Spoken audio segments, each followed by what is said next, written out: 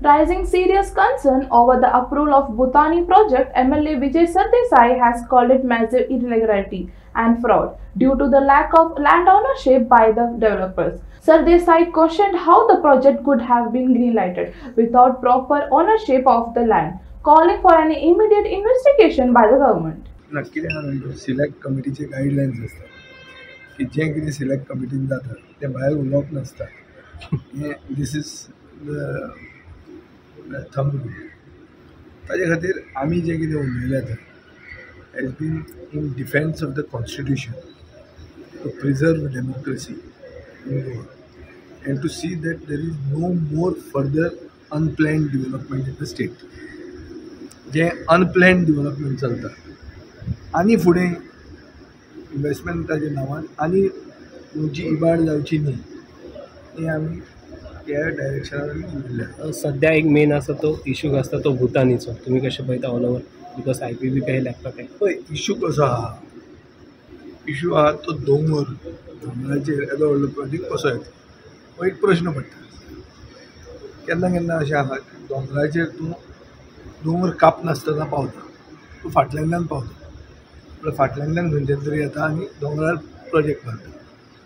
ताका एक दुसरे भशेन पळोवंक जाता कित्याक access is from somewhere else. हांगा तांकां तसो एक्सेस ना कित्याक तांचे फाटल्यान नेवी आहा. तांकां दोंगर कापूनच वयर वचचें पडटा. आतां दोंगर कापून जर ते वयर वतले जाल्यार तो तेदो ब्रॉड ना प्रोजेक्ट. सो तूं दोंगर असो वर्टिकली जर कापलो जाल्यार तो पडटलो. सायडीन लोकांची घरां आसात. हो एक तांचो लोकांचो लोकल पब्लिकाचो एप्रिहेन्शन. दुसरें इश्यू म्हणटा कितें ताजें की थंय थोडी जमीन भुतानी कडेन आहा. थोडी जमीन अशे 2 लॉट 4-4 हजार. एक बालिश म्हणटा फॅमिली कडेन आहा आनी एक नायक म्हणटा फॅमिली कडेन आहा आनी एक तिसऱ्या मनशा कडेन आहा जो तांचे कडेन बरो आहा भुतानी कडेन. हे 2 मनीस जे आहा तांचे कडेन जमीन ते ओपोज्ड आहा. तांची जमीन अजून विकती तांणी घेवंक ना आनी विकती घेवंक ना जावन पसून ताचेर प्रोजेक्ट एप्रूव जाल्लो आहा. हें जर खरें जालां हें म्हाका ताणें लोकांनी येवन सांगलां तें. आनी ताचे बरोबर आदली आमदार आशिल्ली बाय एलिना साल्दाना.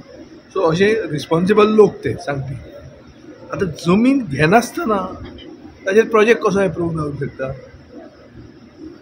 फॉरगेट दुसरे सगळे इश्यू एनवायरमेंट हिल कटींग हें तें सगळें सोडया आमी. ओन्ली लिगॅलिटी उलोवया. लिगॅलिटीन जर उलयले जाल्यार जमीन म्हजे कडेन नाच जाल्यार हांव ताचेर प्रोजेक्ट कसो पास करतलो.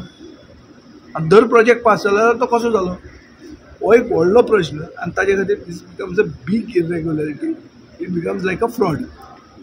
कळ्ळें तुका न्ही. सो म्हाका दिसता टेक्निकली जी जमीन तांच्या हातान ना ते जमनीचेर तुज्यान प्रोजेक्ट एप्रूव करूंक जायना. आनी जर कोणें एप्रूव करपाक ट्राय केला जाल्यार तो एक फ्रॉड जाता आनी ताचेर एक्शन घेवचें पडटा. सरकारान दाखोवंक जाय की गोंयांत वचून सरकार म्हणटा ती वस्त आसा म्हणून आनी कायदे म्हणटा ते आसात गोंयांत. म्हजी जमीन तूं एप्रुवलाक घालूंक शकना तशी तुजी जमनी हांव एप्रुवल घालूंक शकना unless I buy that land. So without buying that land if they put a proposal for a project there, then it is a shocking thing, which is what the people are saying and needs to be investigated. Vijay, who should we hold responsible once that CM is saying? Forget the holding responsible. First thing is if there is an approval given in a project, for a project in an area which is not owned by the project proposer, then that permission has to be immediately rescinded.